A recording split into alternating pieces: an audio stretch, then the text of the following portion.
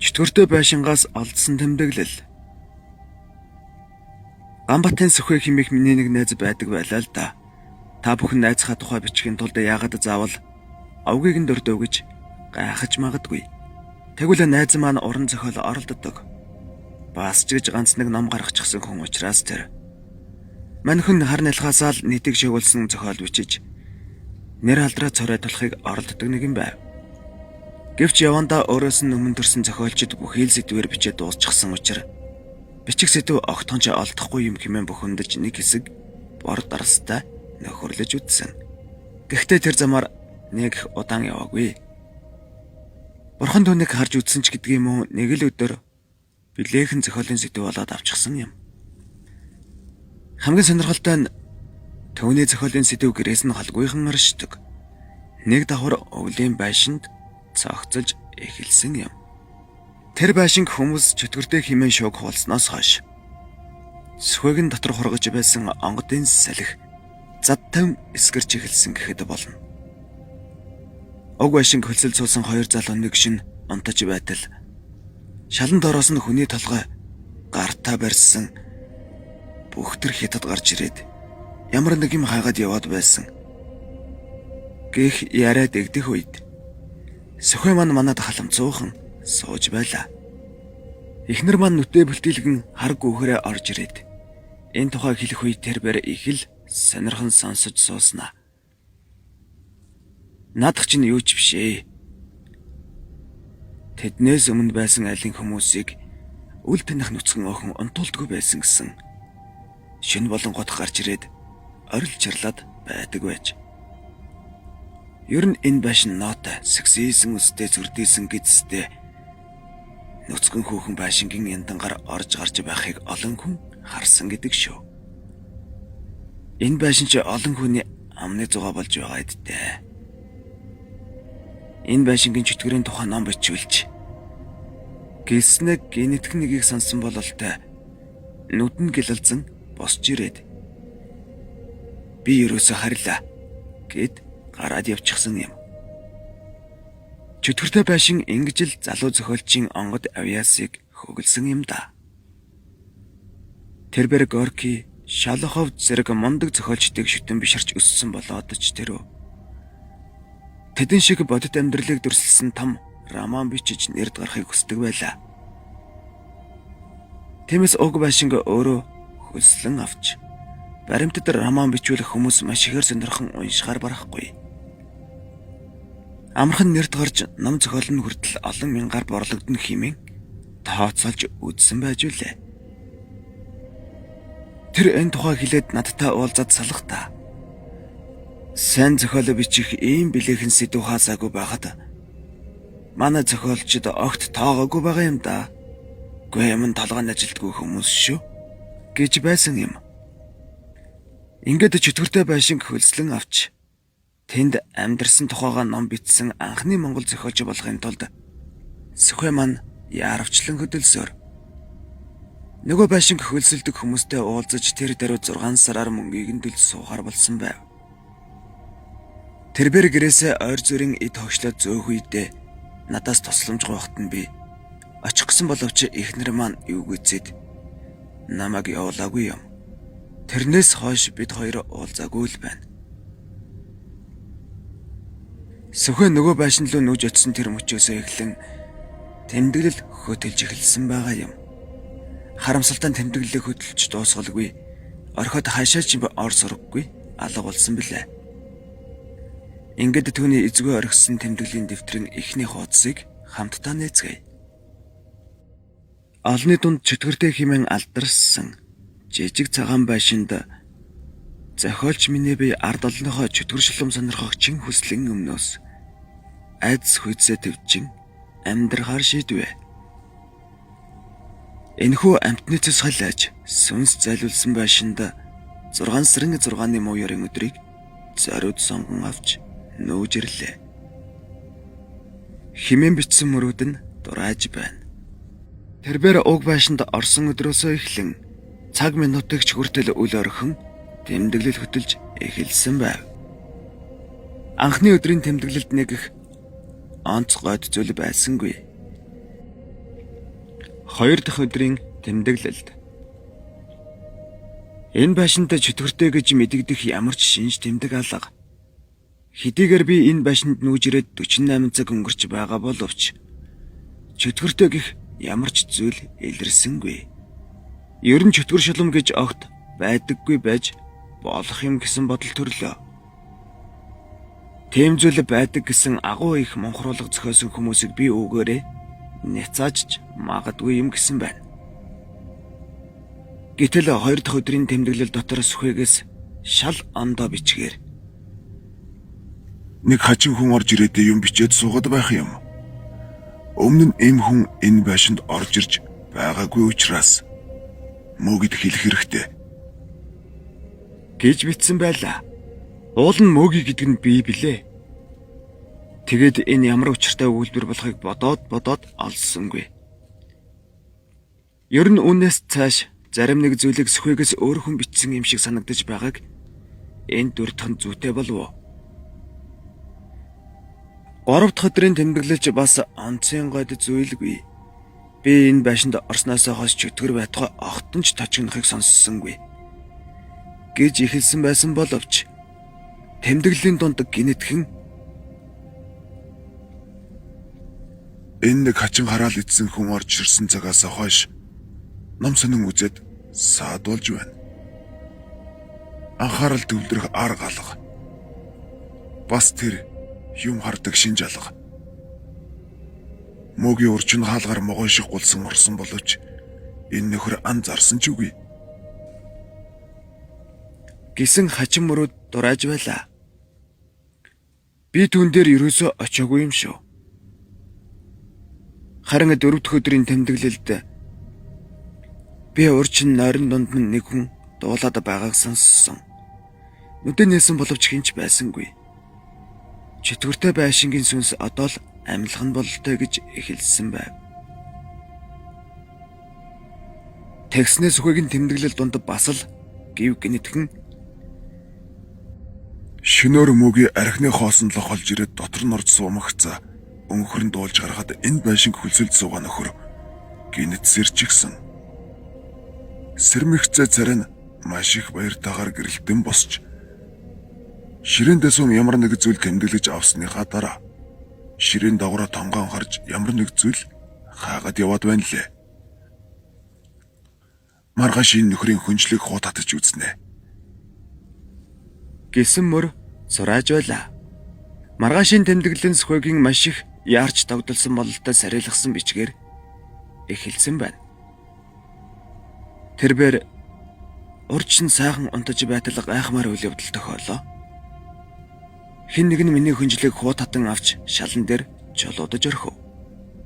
Салхил лав ингэж чадахгүй нь ойлгомжтой. Би эргэн тойрноо харсан боловч хинч байсангүй.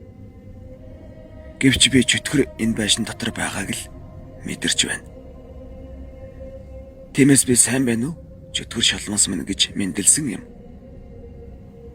Хүнжлөө шалан дээрээс авч ахин нөмрөөд хөвтгöd надад юу ч тохиолдоогүй. Гэхдээ саяын явдал маш их хүчтэй сэтгэл төрүүлсэн учраас үүр цайдал нойр минь хүрсэнгүй. Чөтгөр шулам гэж үнэхээр байдаг ажээ хэмээн бичсэн байна. Энэхүү нэг өдрийн тандалд ажиглалтаа тоочин бичсэн тэмдэглэл дунд бас л хачин өгүүлбэрүүд ороод иржээ. Урчин энэ хачин нөхрийн хүнжлийг хуу татсны дараа ямар их баяртайгаар юмаа бичиж суув. Мөгийн араас нь очин мөрөн дээр нь алгадаж гайхуулъя гэхээр нь би хэрэггүй гэж болиуллаа. Харин маргааш л ёстой түүндээ билег барина. Гэсэн хитэмөр байв. Энэ мөрүүдийг уншаад би тэмдэглэл дурддагдсан мөгийн бол би биш юм байна гэж ойлгосон бөгөөд сүхэгээс гадна хэн нэгэн тэмдэглэлийг бичлэлцэж буйг мэдсэн юм. Тиймээс би цааш нь уншилгүй алгасан шууд л маргаашийн тэмдэглэлийг нээж үзв. Тэгтэлж сүхвэ. Урчин юу болсон гэж санана. Яг сайхан унтаж байтал хаалга маань шөнийн 3 цагийн үед муухай чахраад өөрөө онгож оглоо. Дотроос нь төгжчихсэн байсан хаалга өөрөө онгоно гэдэг хиний ажил болох нь ойлгомжтой. Би ч шалдан хിവэрэ огл үсрэн босч тэмдэглэлээ хөдлөхөр үзэг цаасаа шүрч аваад суув. Гэтэл хаалгаар нэг шав шалдан хүүхэн ороод ирхэн тэр. Ном ногоо нүдтэй, тасгар шүттэй, цав цагаан үстэй тэгшин гойлог бие хаатай хүүхэн байв. Хамгийн гол нь тэр хүүхэнд дотор өмдөж байсангүй. Тэр хүүхэн намайг өөрийнх нь гадаад шинж төрхийг дүрслэн бичиж байх хооронд аратан шиг дөрвөнхөллөн мөлхөж явсаар бишингийн өмнө очиод нохоо шиг оцоогод суучих юм. Тэгснээ сугруугаа гараа хийгээд нэг шил час улаан дарс гаргаад ирлээ. Бөөрөн дээр нь англиар бичигдсэн хаягтай уг дарсыг хол хийлгэн зайлж бөглөөг нь мултаатаад нэг болгосноо над руу сарвайж байна. Би чөтгөрийн тухай зохиол бичиж байгаа учраас тэд нарын уудаг архийг амсаж үзэх хэрэгтэй гэж бодсон юм. Ингээд амсаж үзвэл огөөц хөрөм муухай гашин амтагдсанаа хотоодонд ормогц бал амтагдан нэлураад дотор их л сайхан болоод явчихж байна. Тэгсэн чинь нөгөө хүүхэн хүнжил рүү загаад намайг хамт унтъя гэж байгаа бололтой дохиод байх юм. Би ч хэрвээ чөтгөртөө унтаж үтсэн тухайга зохиолдоо бичвэл амьтны анхаарал маш их татандаа гэж бодлоо. Ингээд би тэрхүү чөтгөртөө унтахыг зөвшөөрч хүнжил рүүгээ дуудан ирвэл араас нь маш их хүчтэй салхи гарах шиг болоод гинт алгуулчихлоо гэж битсэн байлаа. Гэтэл тэр өдрийн тэмдэглэл донд нөгөө үл ойлгохдох өгүүлбэрүүд бас л орж ирсэн байх бөгөөд энэ лав солиотой хүн баха. Өмнө нь мөгийг шавшалдан алхаад ороход дотор нь байсан хүмүүс айж жирлэн гарч зугатаадаг байсан бол энэ нөхөр харин ч бүр таашаасан янзтай ухаан жалаагүй юм бичиж суугаад байх юм. Тэрбэр мөгийг нууцулан архийг гаргаж өгөхөд айж сэжгэлсэн ч юмгүй шүрч аваад томхон болгож өрхөө. Энэ шиг нэг уусан хүн 7 хоногийн дараа бид нарыг хаанч нуугдсан ив илхэн харж чаддаг чадвартай болдог тул бид дайсан бэлтчих бололтой. Хамгийн гол нь энэ муу бичээч амтан мөгийг таалагдаж байгаа юм шиг байна. Тэр мөгийг хамт унтъя гэж хүнжил рүү заахад дуртай нарахгүй толгой төгж гараад илгэн үрлээ. Мөгич бас дуртай нарахгүй унтах нэ. Хэрвээ мөгийг түнтэй унтчих бол энэ муу бичээч хүмүүн бүсийн хүч чадал олох тул би бүх хүчээ гарган байж мөгийг татан авлаа. Энэ муу бичээч эндээс зайлахгүй бол би түүнийг залгинаа гэсэн хэдэмөр дурааж байлаа. Эндээс би мөгийг гэдэг нь эмч чөтгөр бололтой гэдэг дүгнэлт хийсэн юм. Маргааш нь зөвхөн тэмдэглэлээ ердийн маягаар бичсэн байх бөгөөд онцгийн зүйл тохиолдоогүй бололтой. Ихэвчлэн өчигдрийнхөө үйл явдлыг эргэн гайхаж бичсэн байх юм. Тэмдэглэл дундуур нь ч өөр тэмдэглэл орж ирсэнгүй. Нөгөөдөр нь би бүр нүдэндээ итгэж ядан гайхаж байна. Өнөө өглөө нөгөө шүн нүцгэн орж ирсэн хүүхэн чинь цав цагаан даашинз намруулчихсан ороод ирлээ. Би босч очиод биеийг нь барьж үзэж байж сая л үнэмшлээ. Тэр шин харагдсанаа бодвол их үзэсгэлэнтэй юм аа. Гайхалтай түүний биендээ идэх хэсэг мөш шиг цэвхүүтэн атлаа бэлхүүснээс доошоо цусан буцалж байгаа юм шиг час халуун байх юм. Түнд цай хийж өгсөн боловч тэр уусангүй. Харин суган доороосоо ганцхан татаад л час улаан бас цэв хөрөнгөтэй 2 жилтэй дарс шигм гаргаад тавьчихлаа. Тэр дарснаас нь амсаж үзвэл час халуун юм шиг атлаа хил хайрмаар хүйтэмс амтагдаж байх юм.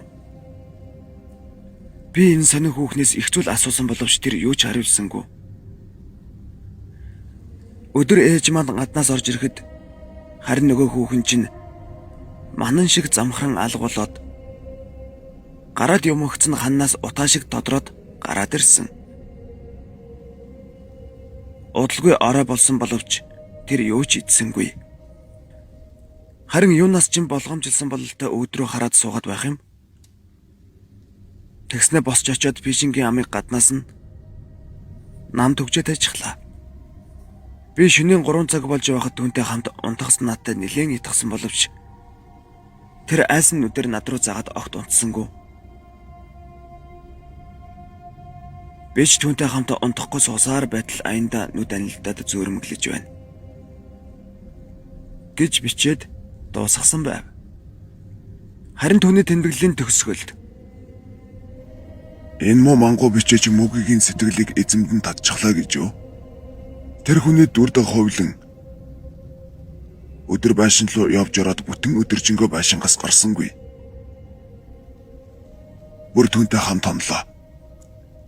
Би байшинд нэвтрэх гэсэн боловч мөгийн бүх нөхс үеийг харуулдан үүр цайдал нүд чавчилгүй суусан учраас орж чадсангүй. Гэхдээ би энэ шин заавал тэр муу бичээчийг идэж дуусгана гэсэн аимшигтай бохор бичээс үлдсэн байлаа. Харин маргаашийн тэмдэглэлд хэний ч гар хүрээгүй бололтой байв. Тэгээд ч тэр өдрөөс хойш сүхэ маань алга болсон юм. Төвний хайцныг хинч мэдлгүй хоцорсон бөгөөд зөвхөн энэ тэмдэглэлийн дэвтэрл үлдсэн байсан юм да. Ээж нь анх олж үзээд мөгийгэд чиний тухай л бичээд байсан байна. Та хоёр юу хийж тэр муухай байшинд байсан хүмүүс вэ? Одоо задах чинь хаана байна хэмээн намайг загнаж хэрэгт хийх шахсан. Гэвч явандаа намайг тэнд огт очиагүйг мэдээд цаадах чинь галзуураад тинээд явсан бололтой. Эсвэл хий юмд хорлогдсон биз гэсэн юм. Найз маань үнэн худал нь үл ойлгох тэмдэглэлийн дэвтрээ сургалсаар нэг л өдөр ороод ирнэ гэж би итгэдэг учраас дэвтрийг нь хадгалж байдаг бөгөөд юмыг яаж мэдэх вэ? Чөтгөр шулам гэж байдаг чинь билүү гэх үүднээс та бүхэнд сонирхолоо. Хөөрхий ээж нь ч гэсэн хүүгээ хүлээж суугаа учрах хүндэтгэн үзэж гэр орныхоо байршил нэр усыг нь тодорхой дурдсангүй.